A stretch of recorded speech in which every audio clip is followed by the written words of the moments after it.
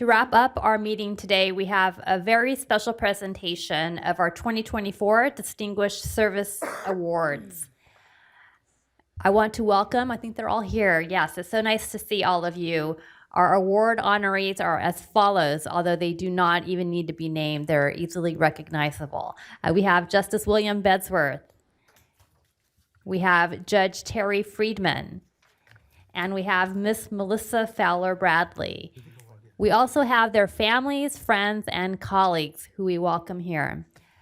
As you know, the council created these awards 30 years ago to honor dedicated public servants for all of the following: the breadth and impact of their contributions, the nature of the work accomplished, the time expended outside of normal work hours, their diversity and success in surmounting challenges and limitations, and their contributions to advancing the council's strategic goals. Over the past 30 years, the council has honored 119 individuals and 2 organizations for their commitment to these goals and objectives, including their contributions to access, fairness, diversity, and inclusion, which is the council's #1 strategic goal. This afternoon, we celebrate it's not afternoon yet, right? We celebrate 3 extraordinary people who serve as role models to current and future members and leaders of our judicial branch. Their dedication has helped strengthen the public's trust and confidence in our justice system. I'm going to now turn it over to Justice Hill to introduce us to these exceptional awardees. Thank you very much, Chief. I am very, very honored to be a part of this ceremony today where we're recognizing 3 truly extraordinary people. Our first honoree today is Justice William Bedsworth.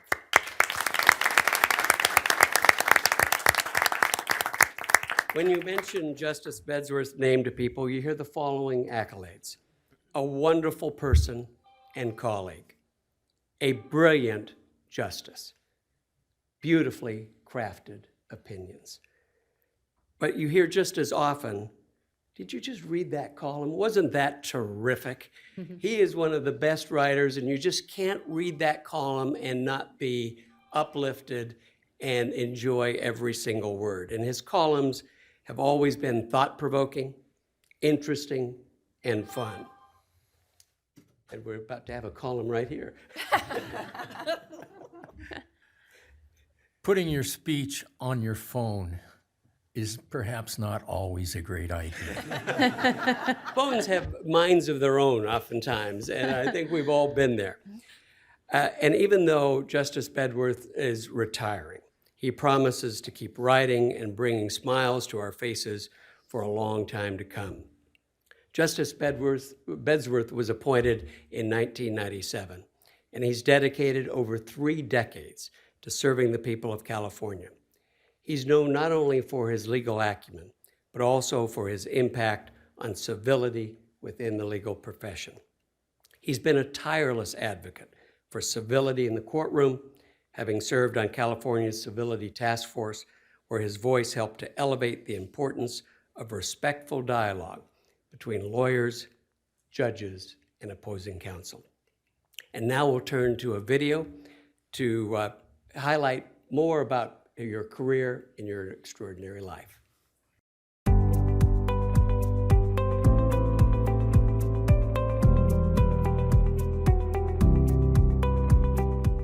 My first impressions was bright guy, really loved the law, definitely focused on writs and appeals and research and writing, even in his earliest days of his career.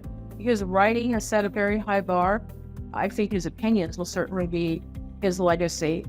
And I also think really his emphasis on professionalism and civility. It's been many years now that the California Civility Task Force has been working on trying to improve civility in California, but not nearly as many years as Justice Bedsworth has been working to improve civility in California. And particularly the lawyers from Orange County, but not exclusively the lawyers from Orange County, insisted that we get Bill Bedsworth, Justice Bedsworth, on this task force. He has added to the canon of cases in California that extol lawyers and insist that lawyers be civil to one another. 2011, Kim versus Westmoreland Partners. Our profession is rife with cynicism, awash in incivility.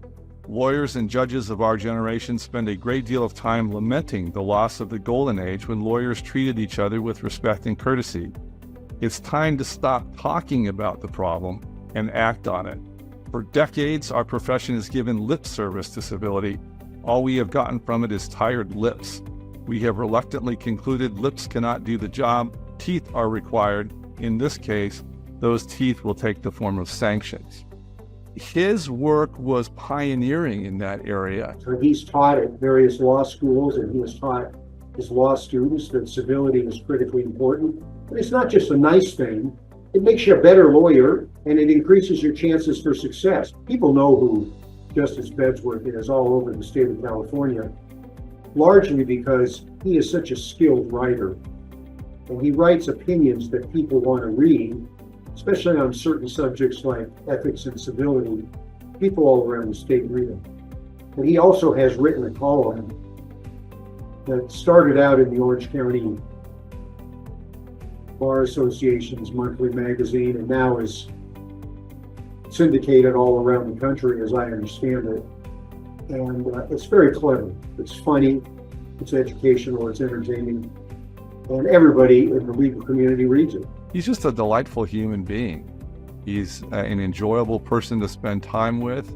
His colleagues love him. He's just the model for a Court of Appeals justice.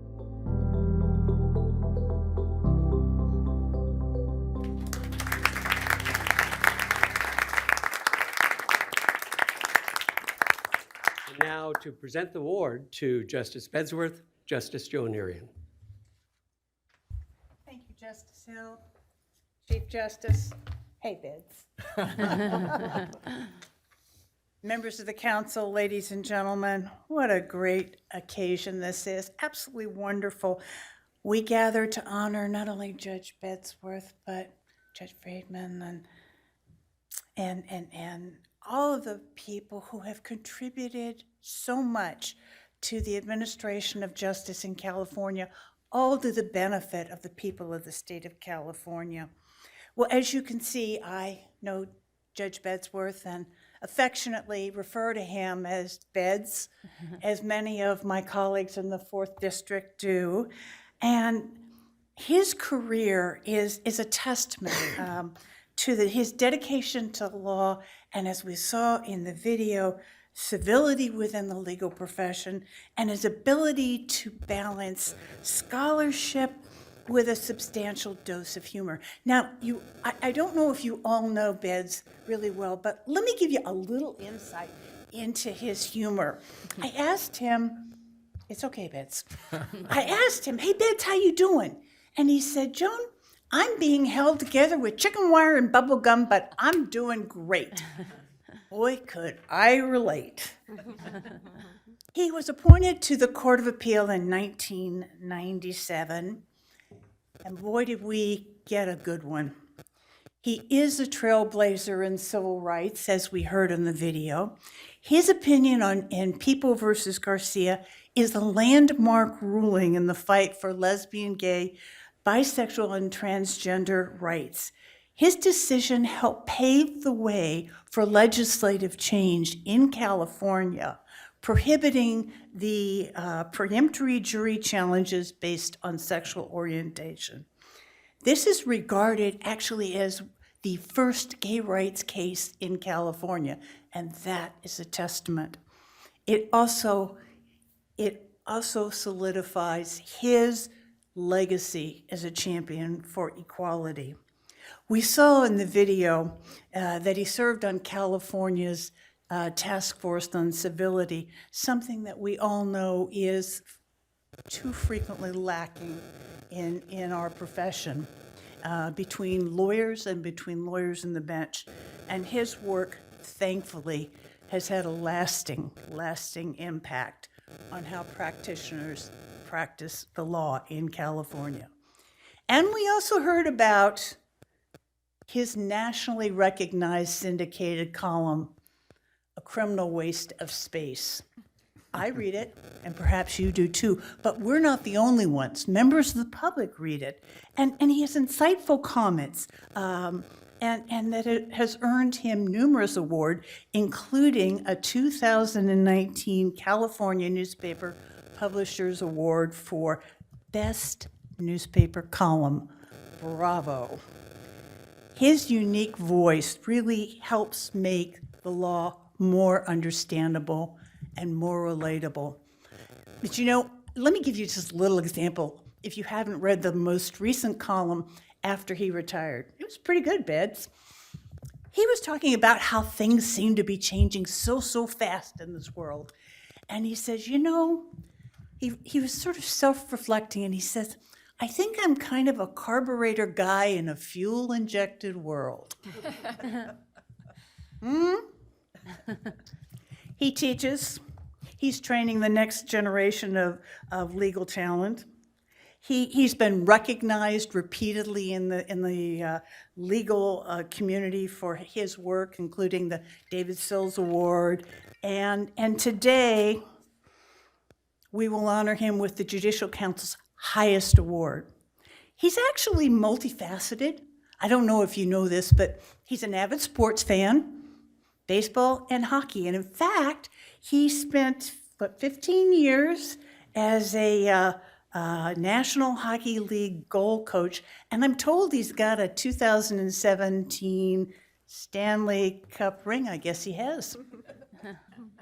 So with over 3 decades of service on the bench, his career is a testament to the dedication, integrity, and hard work that has made him one of California's most respected jurors. His career reflects what the judiciary can offer, the best of what the judiciary can offer: compassion, intelligence, humor, a good dose of humor, and unwavering commitment to justice. Beds, for all you are and all you do and have done, the Judicial Council wants to present to you its highest award, the Distinguished Service Award. And it's heavy, don't drop it. I've got a series of baseball.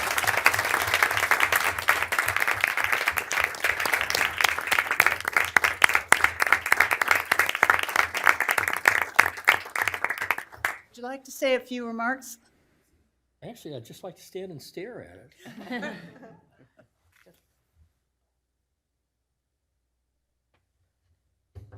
Wow. Once before I die, I hope to be given an introduction I can live up to. Today is obviously not that day. I am certainly happy to have it. I want to thank Justice Irion and all the people who put together a video and went to all that effort. An award like this one, essentially a Lifetime Achievement Award, presented by a prestigious body that I have a great deal of respect for, makes you feel like you should have something to offer in return. After 53 years in the profession, I feel like I should have something profound to say to you, something meaningful. I got nothing.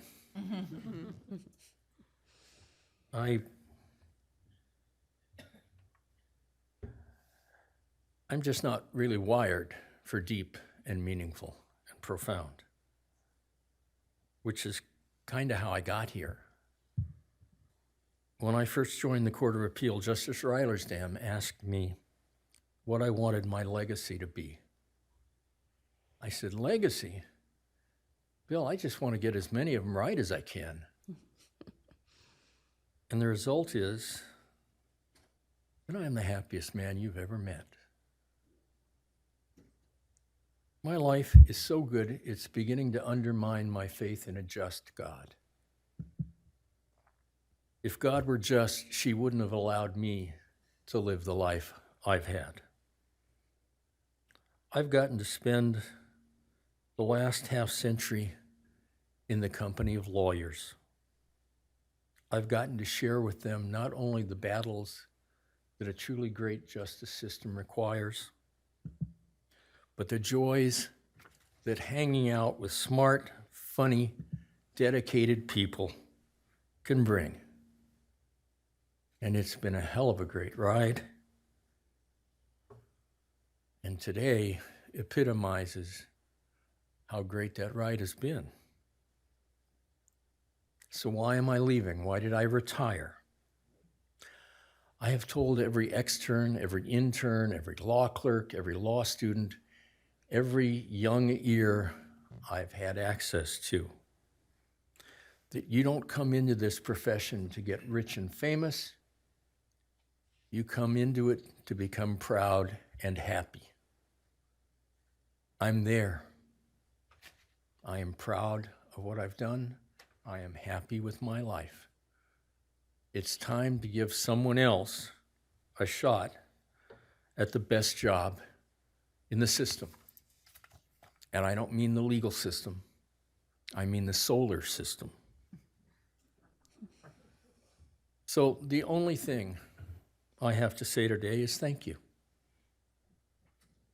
Thank you for the work you contribute to our profession as members of the Judicial Council. Thank you for this wonderful award and for all the effort that you've put into making me feel good. Thank you for bringing me up here on a weekend when I can go watch my beloved Cal Bears play football tomorrow. And my most important thank you. Thank you to this profession that I am so privileged and honored to have been a part of, for being the good and decent and brave and honorable people I expected you to be when I signed on. You have not let me down. I leave our courts in good hands and with gratitude. Thank you very much.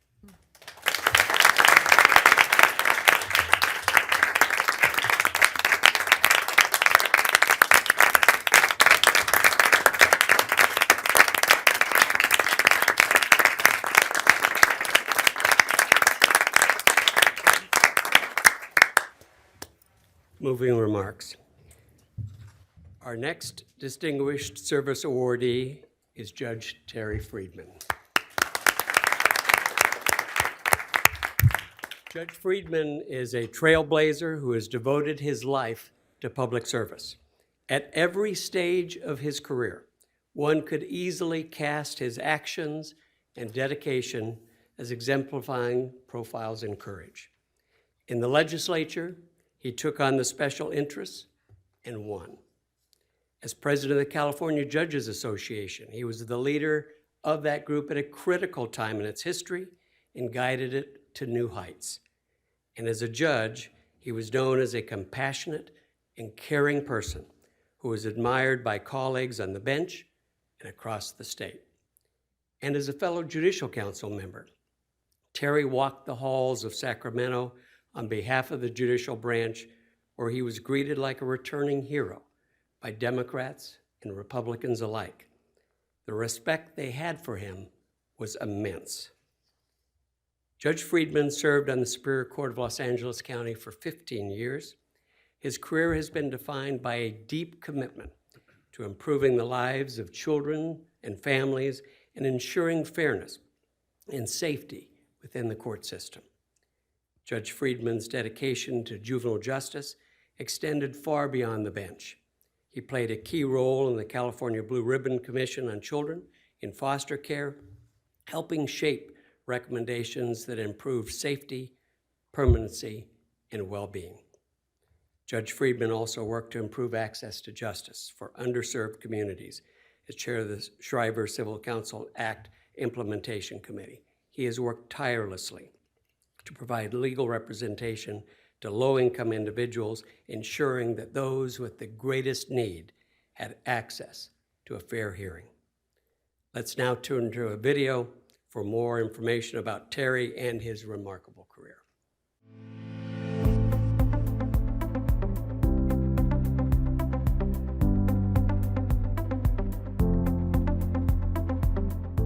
he became a judge.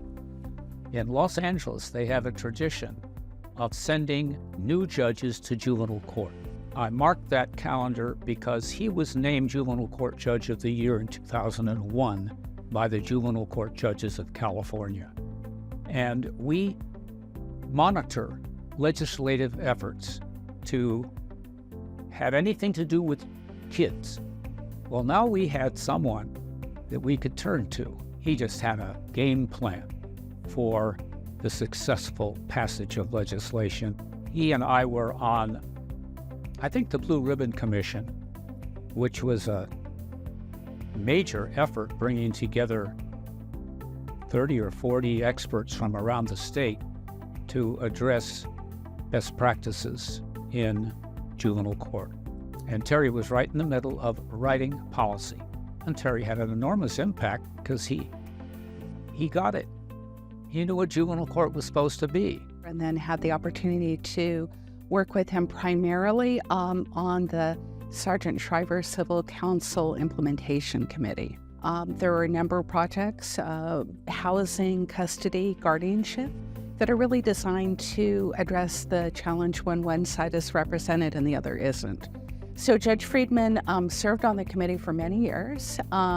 He was a wonderful person because he had the background in legal services, so understood many of the issues, but also with his experience in the legislature, was also good about listening to everyone in the committee and trying to come up with good solutions. Judge Friedman brought together the understanding of the legal services community and the efforts to try to provide representation for low-income people with the understanding of the court system. Having people who have that focus on how we can make the law work for all people, not just people who can afford attorneys, is incredibly valuable. First got to know Judge Friedman when I served as Director of Pro Bono Services here at Bedsworth.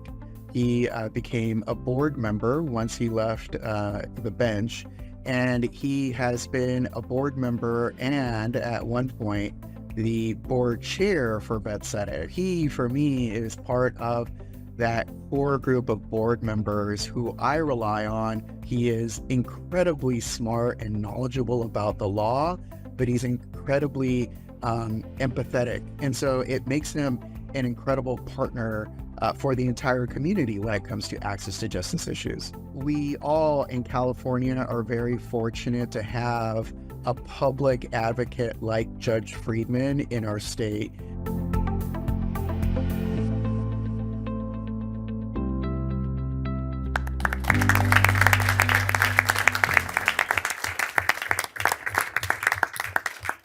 Now to present the award to Judge Friedman, Diego Cartagena, the Director and CEO of Bedsworth.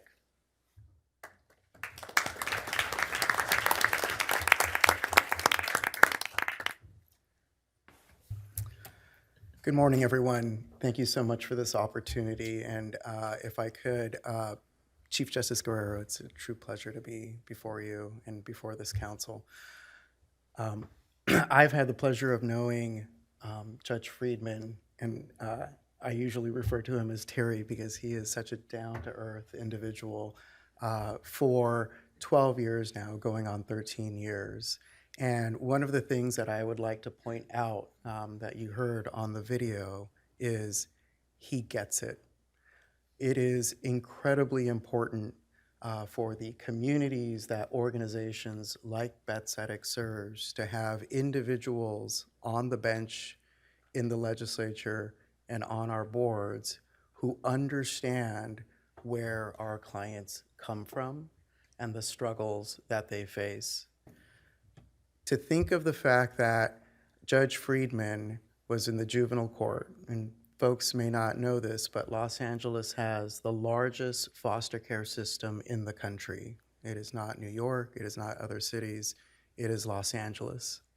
And this was a system that at one point, the courtrooms were in the same building as our criminal courts. And you would have children whose feet could not touch the ground, sometimes sitting next to or very close to criminals in their orange jumpsuits. And it's hard to imagine what these children must be thinking, must be facing, or what their parents must be thinking or must be facing. And so it was incredibly important to have someone like Judge Friedman thinking through these issues and making sure that everyone felt like the courtroom was open for them and that justice would be meted out fairly and with their rights in mind. It's also incredibly important to keep in mind the work that Judge Friedman did with regards to the Shriver Project. Everyone is aware of the justice gap and how we struggle every single day to meet the needs of low-income individuals. To have someone like Judge Friedman, who was the president and CEO of Betsedic for many years and was well aware of what it meant to try to secure legal representation when the question at hand was whether or not you would wake up tomorrow and have a roof over your head, whether or not you as a domestic violence survivor would be able to retain custody of your children, and many, many other legal issues that impact the very core of who you are and what your rights are. We had Judge Friedman leading that charge to make sure that individuals would have access to justice through self-help centers. And there are countless individuals that have gone through those centers and benefited from the work that Judge Friedman put into that project. And it is wonderful for us to be able to call him a colleague and a friend now on the board of Betsedic. I did not exaggerate when I mentioned that he is on my speed dial. He is someone that I rely on for his counsel, his wisdom, his leadership and experience. And when he joins the board meetings, the executive committee meetings, you can see everyone kind of sit up a little bit straighter and they pay attention to what Judge Friedman says because of that wisdom and experience. And we're all very fortunate for that. So Judge Friedman, Terry, it is my honor to present you with this award.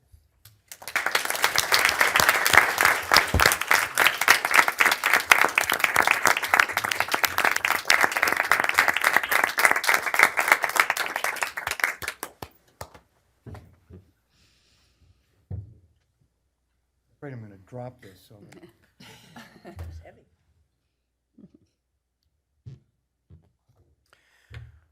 Well, it's clearly a spectacular honor for which I am so grateful to receive this beautiful award. I want to thank the chief and the council for selecting me. I have to say, when I received the news, I was a bit mystified. Why me? And this morning has helped confirm some of my suspicions that Betsedic and Diego may have had something to do with it.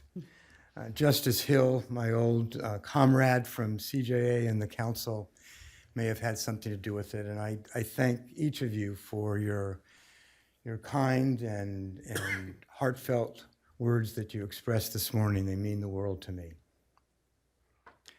So many people to thank. I want to thank not only our current Chief Justice, but Chief Justice George and Chief Justice Kentil Sakaue, who gave me so many opportunities to serve this branch on the council and on various commissions and committees. I'm very grateful for those opportunities. Thank this outstanding, superlative staff of the Judicial Council. In the course of my career, I've encountered lots of large staffs, and I have to say that the staff of the Judicial Council stands at the top, apart, above all the rest.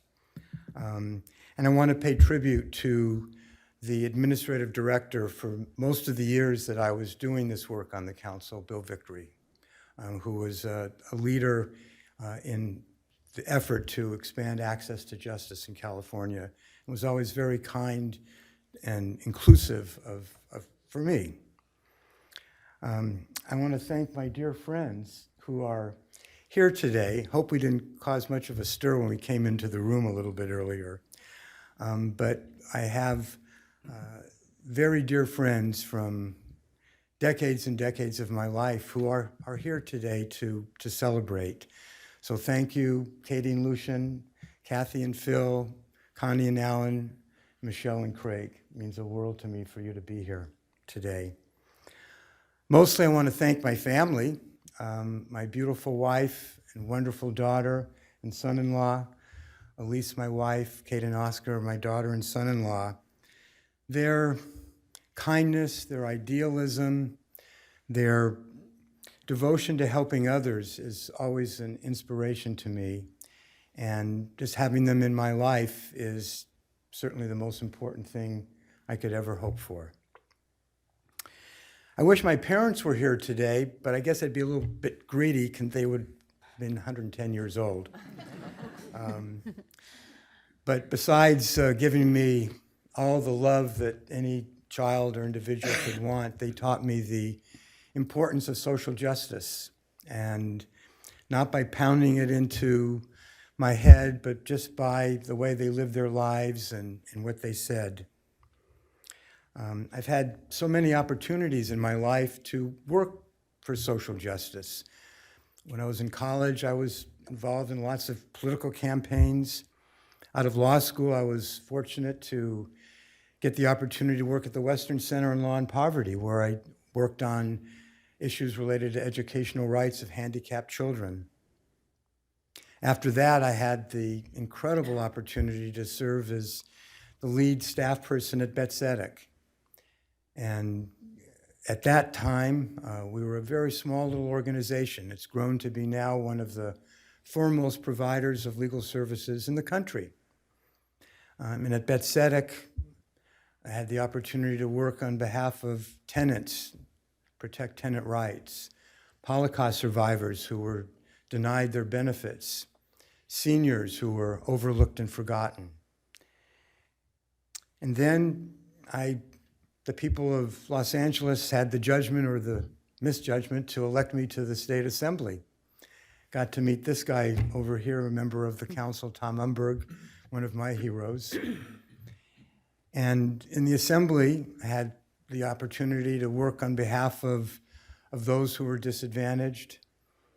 Got to work to pass legislation on gay rights, and Justice Bedsworth, your leadership on that issue is something that was important to the effort that we made in the legislature on employment equality. So I salute you for that. And then after serving in the legislature for 4 terms, I really made it. I got the job my parents always dreamed of for me. I became a judge and had the good fortune of being assigned to the juvenile court in Los Angeles. I was actually advised to go there by the dear former Justice Paul Boland, who I know many of you know and loved as I did. And Paul told me that was the place for me, and he was right.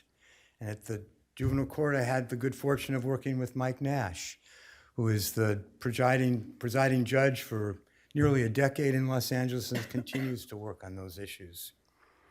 So I've been so fortunate that admonition from my parents to strive to achieve social justice and work for social justice has been something that I've had the opportunities to reach in my life. But I have to tell you, of all of those activities, the highlight was being here in this room as a member of the Judicial Council, because this is the group that is most responsible for achieving and assuring access to justice for all in our state.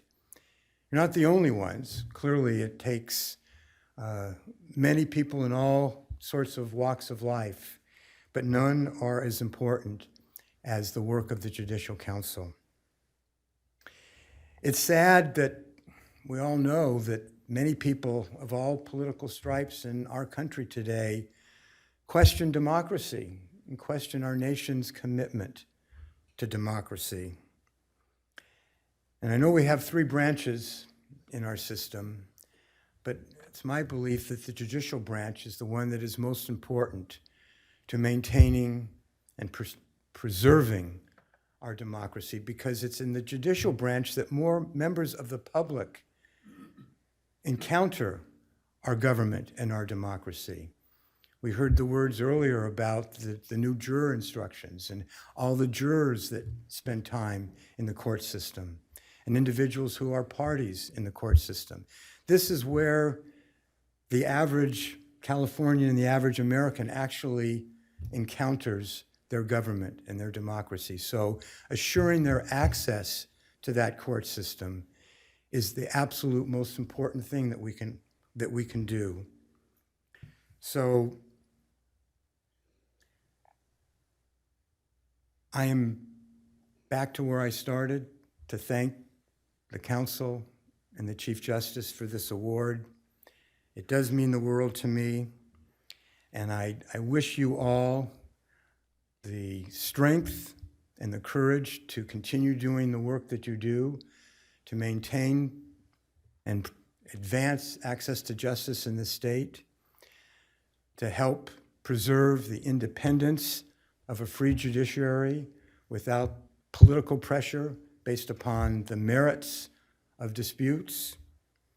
And this is why my service and my receipt of this award means so much to me, as it does, I know, to my fellow honorees, who I'm especially honored to be here today with, Justice Bedsworth and Melissa Fowler-Bradley. I'm thrilled to be a part of the record of this award at the same time as each of you. So thank you all so very much.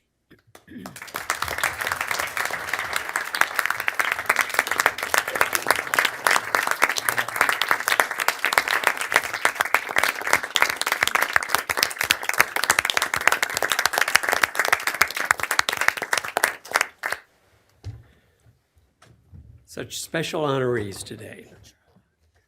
And another special honoree is Melissa Fowler-Bradley, our third and final honoree. That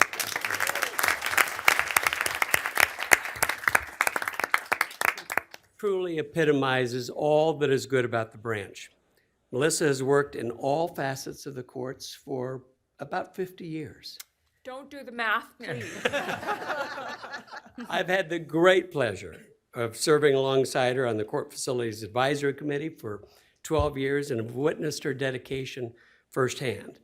Everything Melissa does, she does well. And you would think, whenever you're working with her on a project, that that's the only thing that she's working on. And she has a myriad of projects going on at any time. And, you know, on top of everything else, she's one of those people that a number of people across the state have you on speed dial. You're constantly helping out folks in various counties, giving advice to people in various counties, while at the same time, we're in a meeting together, there's a 1,000-page report with thousands of exhibits, and you're asking a question about page 798. And, you know, we have dealt with billions of dollars on the Court Facilities Advisory Committee, and having someone like Melissa Fowler-Bradley sitting at the table with her keen understanding, not only of people, but of projects and process, it has been invaluable. And you have meant the world to the Court Facilities Advisory Committee and every other advisory committee that you have been on. You have been a miracle worker on any number of committees. When you watch Melissa work and interact with people, you see someone who is incredibly kind and thoughtful, but also someone who believes that those in public service have a duty to the public to get it right, to put in the time, to make the effort. And that is you, Melissa. You have done so much for our branch year in and year out, as well as all the members of your court who, you know, sing your praises every day so that you help us across the state, but you have been a remarkable CEO in Shasta. And I'll tell you, I must say, from Steve Jarr and every PJ since, I have heard so many wonderful things about you, as all of us have heard around this table, and you are so deserving of this award. As we'll see in this wonderful video that's coming up, you're a representative of our branch that we wish we could clone you and send you everywhere around the state, because you are the epitome of a great CEO and a great representative of our branch. Here's the video.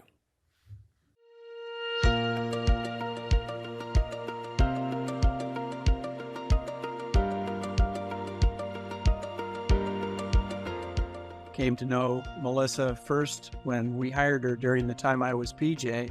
Her skill and her approach to customer service really shone through from the point she arrived until the present.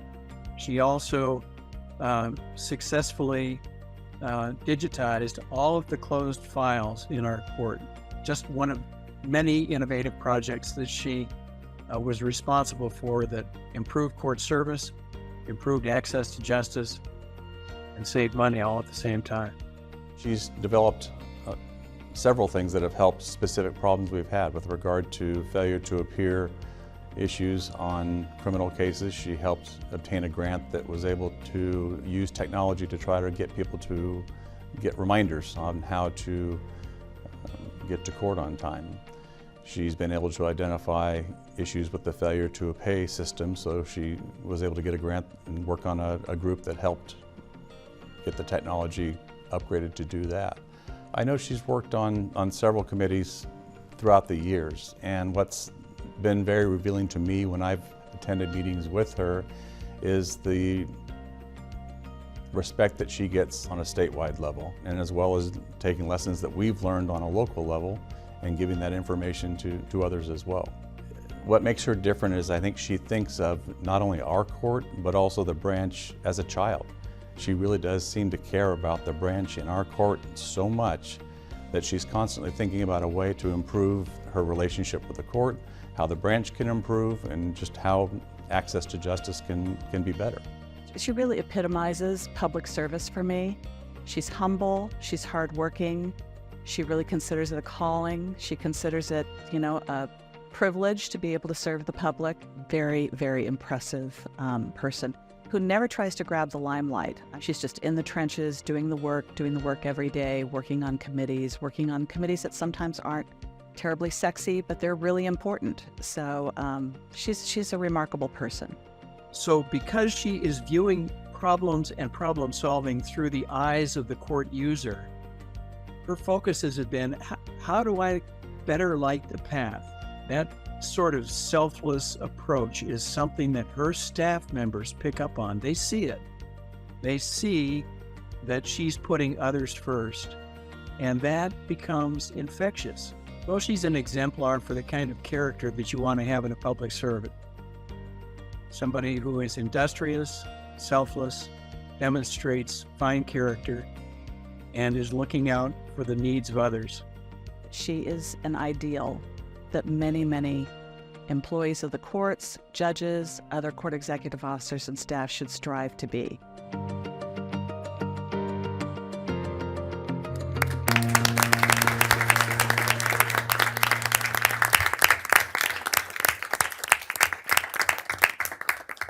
Now to present the award to Melissa, Judge Tamara Wood, and Judge Adam Ryan.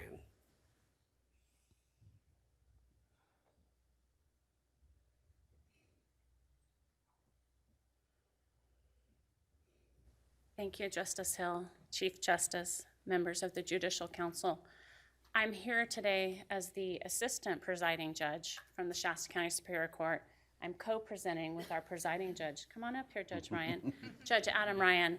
But I want to stress to everyone that this nomination of Melissa for this award was unanimous by our entire bench. And I know every one of my colleagues would love to be here today to support her in this recognition, but somebody had to hold down the fort, Shasta County Superior Court. And so I just want to express my appreciation to those members of our bench who couldn't be here today but are at work, and want everyone to know that this was a unanimous nomination by our bench.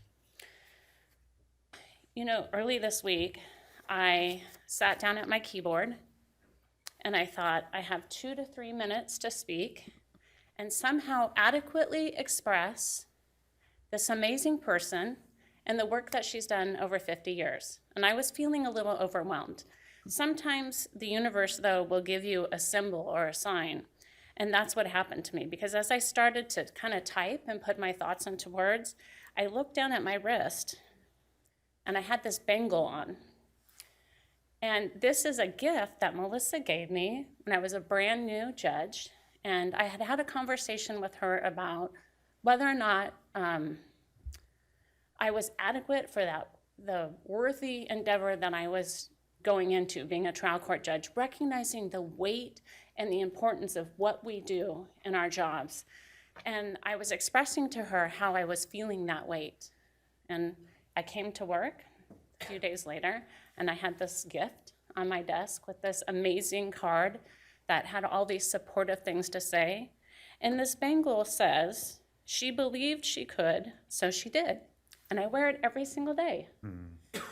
The words are almost worn off now because it's been 10 years. But this was my symbol when I started to write about Melissa, because Melissa is about supporting others and instilling confidence in others. And it's never about her. And everyone that works around her will tell you that we are all better at our jobs because of that support and that confidence that she instills in us. So keeping this bangle in mind, I'm going to try to tell you in just a couple minutes just a summary or an overview of the amazing things that she has done. This year, 2024, marks Melissa Fowler-Bradley's 50th year in public service. Sorry, I did the math.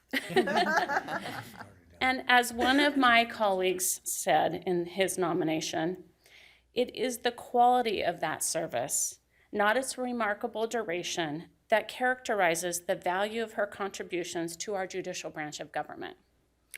In 1974, she was first employed by the Alameda County Welfare Department. In 1977, she moved to the Alameda County Superior Court, where she served as a courtroom clerk, supervising clerk, and then division chief. In 1995, she became the Assistant Court Executive Officer for the Shasta County Superior Court. And in 2008, she was unanimously appointed as Court Executive Officer, Clerk of the Court, the position she still holds. She is a selfless, generous, strong, and visionary leader of the Shasta County Superior Court. I could have written 10 pages of examples of Ms. Fowler-Bradley's work or leadership efforts which have benefited our court, the community, and the judicial branch during her years of service, but I kept in mind I had 2 to 3 minutes. These efforts on her part include big projects, such as working to bring a new courthouse to our community. And the projects that she has worked on are diverse, and obviously a new courthouse is a very large project. But I will also tell you about the time that I returned to work after a weekend and noticed that the judge's parking lot had new lines painted for the parking spaces. She did that work herself. She came in on the weekend and she painted the lines in our judge's parking lot because this was during a time at our old courthouse when we did not have a budget to have that work done, but it needed to be done, and she did it herself. It truly is difficult to express the depth of her work ethic and the leadership that she exemplifies on a daily basis. I will simply conclude my comments by stating she is a tireless advocate for justice whose commitment has improved the judicial branch of the state of California at both the local and statewide level. And I'll turn it over to our presiding judge.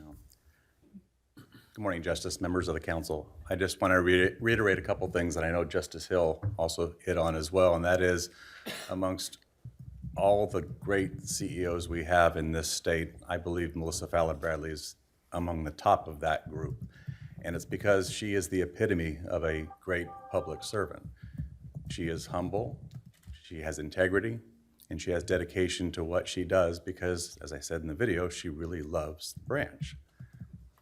And as Judge Wood just mentioned a moment ago, everybody she works with, whether it be an administrator, a judge, or a court employee, I truly feel ends up being better at their job after they work with her. So it is certainly my honor, and Judge Wood as well has her honor as well, to present this award to Melissa Fowler-Bradley.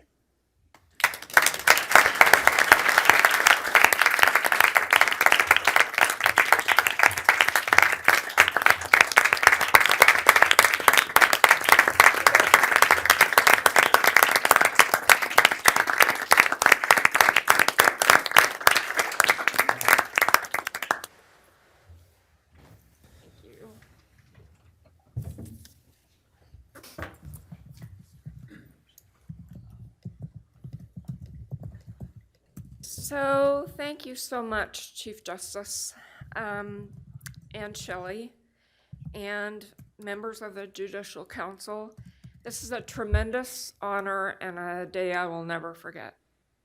However, if I had had one request for today, it would be that I got to go first. Because it's extremely hard to follow Justice Bedsworth and Judge Friedman. I do have a number of people I'd like to thank, starting with my actual family, of course, and also my work family in Shasta Superior Court.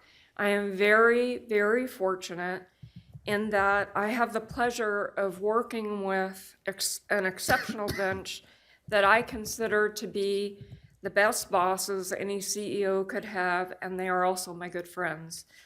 One of them has joined your ranks, of course, Judge Tammy Wood, and others who are also here today. You met our presiding judge, Adam Ryan, and also Judge Stephen Baker is here as well. Honestly, I didn't authorize any of these people. I don't know what's happening back at home, but they're here, and I'm thankful that they are. They were the driving force in nominating me for this award.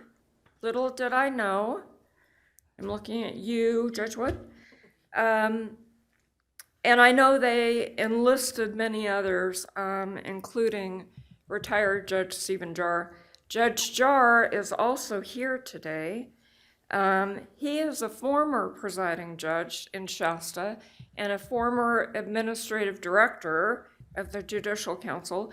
Judge Jarr has done it all, and he is also a former recipient of this award.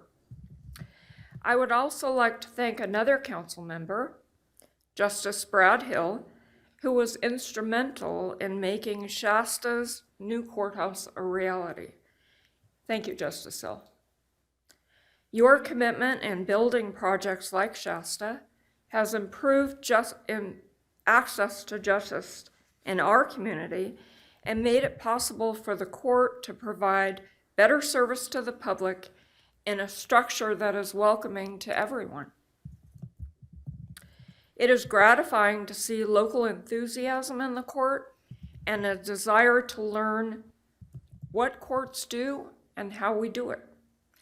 In addition to groups requesting tours, we regularly receive requests to conduct school field trips for children at all grade levels. Sadly, the kids rarely ask to meet the court administrator. They always ask to meet a judge, and all of our bench officers enjoy participating in that. You have given me a lot of credit here today, but I want you to know there are 200 court employees back home that make me look good on a regular basis, and I owe them a huge debt of gratitude. I am thankful to them. I am thankful for you and all that you contribute to make the judicial branch a place where people want to spend lifelong careers. I have been so privileged. Thank you very much.